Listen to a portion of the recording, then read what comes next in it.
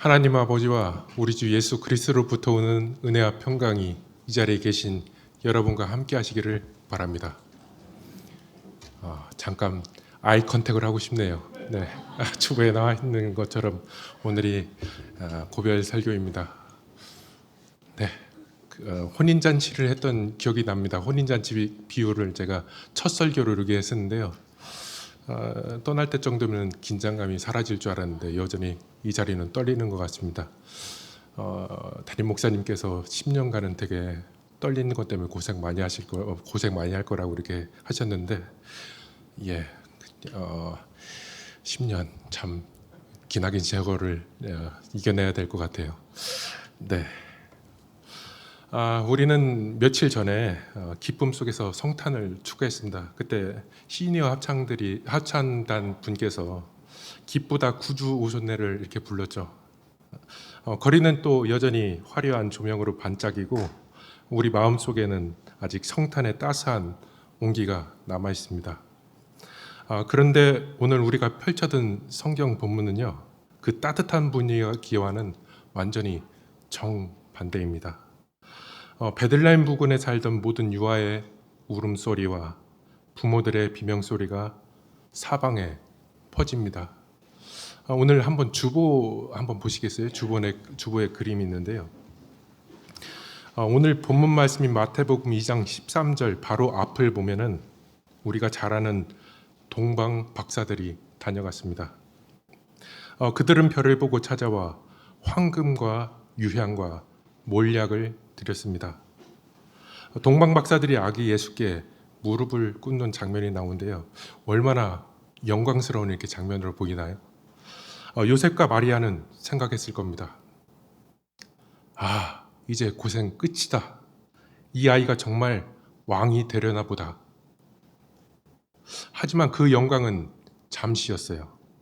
박사들이 꿈의 지시를 받아 헤롯에게 알리지 않고 고국으로 돌아가 버린 직후에 요셉에게도 주의 사자가 꿈에 나타납니다. 그리고 다급하게 명령합니다. 마태복음 2장 13절 말씀을 다 함께 읽도록 하겠습니다. 일어나 아기와 그의 어머니를 데리고 애굽으로 피하여 내가 내게 이르기까지 거기 있으라. 헤롯이 아기를 찾아 죽이려 하니 아멘. 오늘 마태복음 2장 위주로 이렇게 설교하시니까요, 마태복음 2장 쪽으로 펴주시면 감사하겠습니다. 아무도 같이 안 읽어줘 주셔서 깜짝 놀랐습니다. 이것이 성탄 직후의 현실입니다. 교회 문을 나서면 마주하는 우리의 현실도 이와 좀 비슷한 것 같아요. 주일에는 말씀과 성찬으로 은혜를 받지만 월요일에 아침이 되면 우리는 다시 치열한 생존의 그 현장으로, 또 때로는 감당하기 힘든 고난의 자리로 돌아가야 합니다. 오늘 우리는 헤롯의 위협을 피해 어두운 밤길을 걷는 예수님과 그 가정을 통해서 우리에게 주시는 하나님의 음성을 들어보고자 합니다. 요셉을 한번 상상해 봤으면 좋겠어요. 요셉은 참 고단한 가정인 것 같습니다. 만삭의 아내를 데리고 베들레헴까지 왔고 마구간에서 출산 뒷바라지를 했습니다. 이제 겨우 좀 쉬나 싶었는데 한밤중을 깨우는 일어나라는 소리를 듣습니다. 짐을 풀 시간도 없이 다시 짐을 쌉니다. 짐을 싸서 가는 그 목적지가 어디였을까요? 가까운 인근도 아니고 애굽, 이집트입니다. 유대인들에게 이집트는 어떤 곳이었을까요? 과거 그들의 조상이 400년 동안 종살이를 하던 곳입니다. 억압과 눈물의 땅입니다. 하나님께서 이집트에서 출애굽시켜 주신 그곳으로 지금 하나님의 아들이 다시 이집트로 돌아갑니다. 세상의 왕인 헤롯은 화려한 궁전에서 앉아서 칼을 휘두르고 있는데 왕 중의 왕이신 예수님은 부모와 함께 난민이 되어 밤길을 걷는 그 여정을 떠납니다. 이 길은 도적과 들짐승들의 위험이 도사리고 있는 어둠이 자욱한 밤길입니다. 이 장면은 우리에게 아주 중요한 사실을 알려줍니다. 하나님은 고난을 없애시는 분이 아니라 고난의 한복판으로 들어오시는 분이라는 것입니다. 예수님은 태어나자마자 난민이 되셨습니다. 집 없는 서름, 쫓기는 공포, 낯선 타국살이의 외로움을 갓난 아기 때부터 겪으셨습니다. 그래서 우리 중에 누군가가 하나님, 왜 이렇게 내 인생은 꼬입니까? 왜 나만 이렇게 힘든 길을 걸어야 합니까? 라고 물을 때 예수님은 침묵하지 않고 이렇게 말씀하십니다. 나도 안다. 나도 그 밤길을 걸어 보았다. 본문은 더 깊은 어둠으로 우리를 데려갑니다. 예수님의 가족이 떠난 뒤 끔찍한 일이 벌어집니다. 속은 것을 안 헤롯은 베들레헴 인근의 2살 아래 사내 아이를 모두 죽이라고 합니다. 마태는 이 비극을 예레미야 말을 인용해서 이렇게 묘사합니다.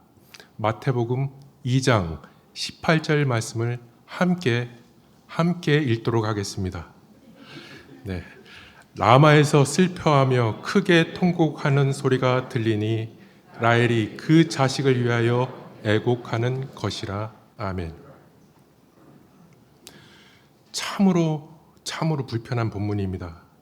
우리는 이렇게 물을 수 있어요. 하나님, 예수님만 피하면 다입니까? 저 죄 없는 아이들은 도대체 어떻게 합니까?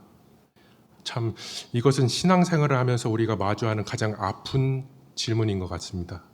세상의 부조리와 악 앞에서 하나님은 왜 침묵하는가? 마태는 이른 비극을 설명하기 위해 예레미야 31장 15절을 인용합니다. 예레미야의 예언은 하나님의 의도를 이해하는 열쇠로 볼 수 있습니다. 이 예언은 북이스라엘이 아수르에게 멸망당하고 포로로 끌려가는 길목, 즉 라마라는 장소에서 이스라엘 민족의 어머니격인 라헬이 자식을 잃고 통곡하는 절망적인 상황을 비유로 설명한 것입니다. 마태는 헤롯의 대학살로 인한 부모들의 절규를 예레미야가 북이스라엘의 멸망을 애통하는 장면을 떠올리면서 라헬의 통곡이라고 하고 있는 겁니다. 그러나 마태가 인용한 예레미야의 예언은 전후 맥락을 알아야 합니다. 예레미야 31장은 단순히 슬픔만을 담고 있는 장이 아닙니다. 오히려 절망적인 통곡 뒤에 오는 위로와 회복의 약속입니다. 예레미야 31장 16절에서 17절 말씀입니다. 제가 읽겠습니다. 네. 나 여호와가 이같이 말하노라.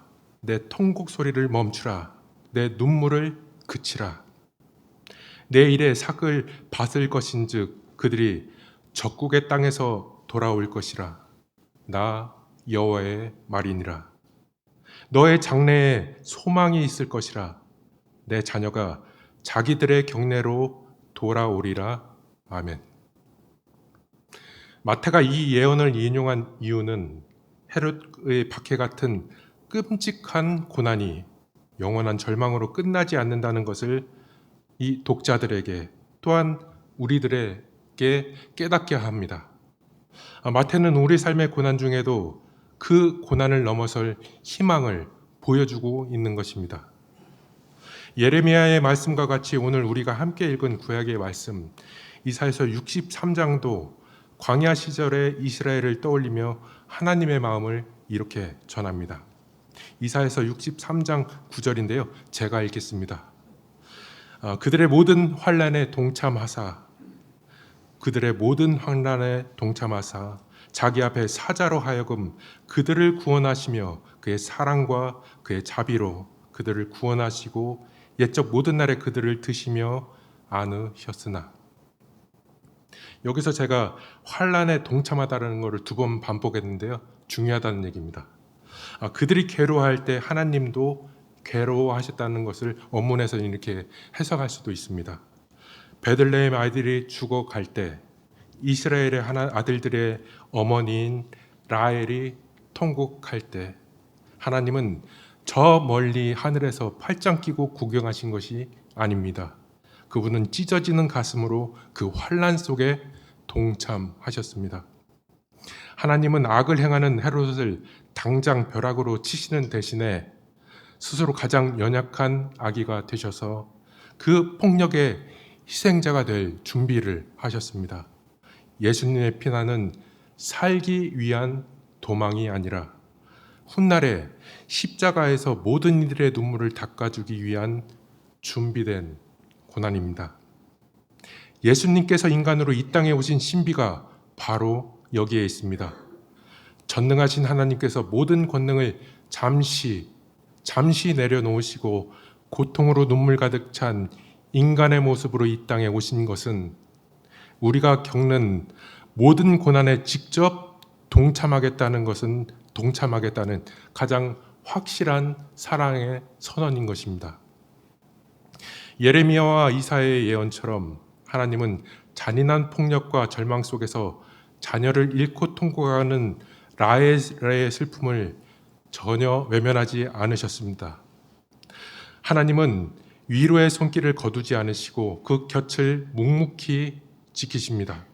이처럼 오늘날의 부조리, 예측 불가능한 환난과 고통 속에서 신음하는 우리에게도 하나님은 이렇게 말씀하시는 것 같아요. 나는 너희의 고난을 안다. 나도 너희와 함께 환난에 동참하는 하나님이다. 주님은 단지 멀리서 조언하거나 위로하는 분이 아닙니다. 우리의 짐을 대신 져주시고 때로는 우리가 넘어져 애통하는 그 자리에 함께 애통하는 분이십니다. 우리의 가장 깊은 슬픔과 좌절 그리고 가장 혹독한 시련의 순간에도 그분은 우리를 품에 안고 일으켜 세우시며 새아침의 빛이 동틀 때까지 지치지 않고 우리를 지탱해 주시는 그런 하나님이십니다. 이 놀라운 동행이야말로 우리 신앙의 가장 큰 위로이자 힘이 됩니다. 우리가 의지할 분, 우리의 어두운 밤길을 끝까지 동행하시는 분, 그분이 바로 살아계시는 우리 하나님입니다. 시간이 흐릅니다. 19절을 한번 보실까요? 맨 앞에 뭐라고 나와 있죠? 맨 앞에 헤롯이 죽은 후에라고 쓰여 있습니다. 이 짧은 문장에 역사의 진리가 담겨져 있습니다. 아이들을 죽이면서까지 권력을 지키려 했던 헤롯은 결국 죽습니다. 영원할 것 같은 악의 세력도 결국 끝이 납니다. 역사의 주인은 헤롯이 아니라 하나님이시기 때문입니다. 주의 사자가 다시 요셉에게 나타나 이스라엘 땅으로 가라고 합니다. 요셉은 헤롯의 아들 아켈러가 왕이 되었다는 소식에 두려워하지만 하나님의 인도로 갈릴리 지방 나사렛이라는 동네에 정착합니다. 마태는 이 모든 여정의 결론은 23절에서 이렇게 맺습니다. 제가 읽겠습니다. 나사렛 사람이라 칭하라 하심을 이루려 함이라. 베들레헴에서 애굽에서 다시 나사렛으로, 인간의 눈으로 보면 이것은 도망이고 고생이며 실패처럼 보이는 여정입니다. 그러나 하나님의 눈으로 보면 이 길은 말씀을 이루어가는 성취의 과정이었습니다. 나사렛은 인구 400명 정도의 천대받는 동네였습니다. 나사렛에서 무슨 선한 것이 날 수 있느냐는 비웃음을 사는 그런 동네였죠. 그러나 예수님은 그 낮고 천한 이름의 동네 나사렛 사람이 되셔서 우리와 같이 평범하고 고단한 삶을 사는 사람들의 친구가 되십니다. 우리 삶의 여정에는 여전히 헤롯과 같은 위협이 있을 수 있습니다. 경제적인 어려움이 될 수도 있고요. 건강의 문제, 관계의 단절이라는 밤길을 걸어야 할지도 모릅니다. 때로는 하나님 왜 나를 이런 낯선 애굽으로 보내시는지 이해할 수 없을 때도 있습니다. 그러나 오늘 말씀을 통해 한 가지만은 분명히 기억할 게 있습니다. 그것은 바로 오늘 설교의 제목처럼 우리가 걷는 그 어두운 밤길에 예수님이 함께 걷고 계신다는 겁니다. 한번 같이 해보시겠어요? 우리가 걷는 그 어두운 밤길에 예수님이 함께 걷고 계신다. 네, 아멘. 그분은 피난민이 되셨고 나사렛 사람이 되셨습니다. 우리의 고난은 버려짐이 아닙니다. 하나님은 우리의 아픔에 동참하고 계시고 결국 이 모든 과정을 통해 선한 뜻을 이루어내실 것입니다. 갈라디아 4장 말씀처럼 때가 찰 때 하나님이 그 아들을 보내셔서 우리를 아들이라 딸이라고 부르게 하셨습니다. 우리는 그래서 외로운 존재가 아닙니다. 하나님의 자녀인 거죠. 하나님의 자녀이기에 이 광야 같은 길도 넉넉하게 걸어갈 수 있습니다. 이번 한 주 그리고 다가올 새해 예상치 못한 어려움이 닥쳐와도 두려워하지 맙시다. 헤롯은 죽고 예수님은 살아납니다. 고난은 지나가고 하나님의 약속은 남습니다. 고난 중에 인생의 여정이 허무하게 끝날지라도 예수님이 다시 오실 때 반드시 우리의 눈물을 닦아 주십니다. 마지막으로 오늘 시편 말씀인 시편 111편으로 설교를 마치겠습니다. 이 말씀이 저와 여러분께 다가올 새해를 살아내는 힘이 되기를 바랍니다. 네, 굳이 안 찾으셔도 되겠습니다. 제가 읽겠습니다. 시편 111편 5절 말씀입니다. 여호와께서 자기를 경외하는 자들에게 양식을 주시며 그의 언약을 영원히 기억하시리로다. 아멘. 그리하면 모든 지각에 뛰어난 하나님의 평강이 그리스도 예수 안에서 우리의 마음과 생각을 지키실 것입니다. 아멘. 모두 오늘 말씀으로 묵상 기도하도록 하겠습니다.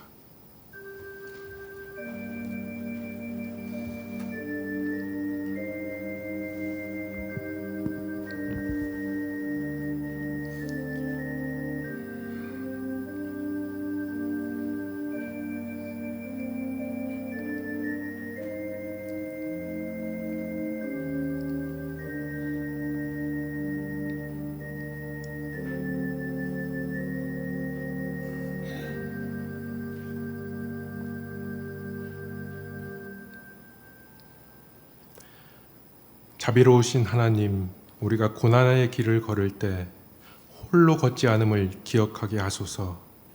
우리의 아픔 속에 이미 들어와 계신 임마누엘 주님을 의지합니다. 고난받는 모든 이들의 피난처가 되시는 우리 주 예수 그리스도의 이름으로 기도합니다. 아멘.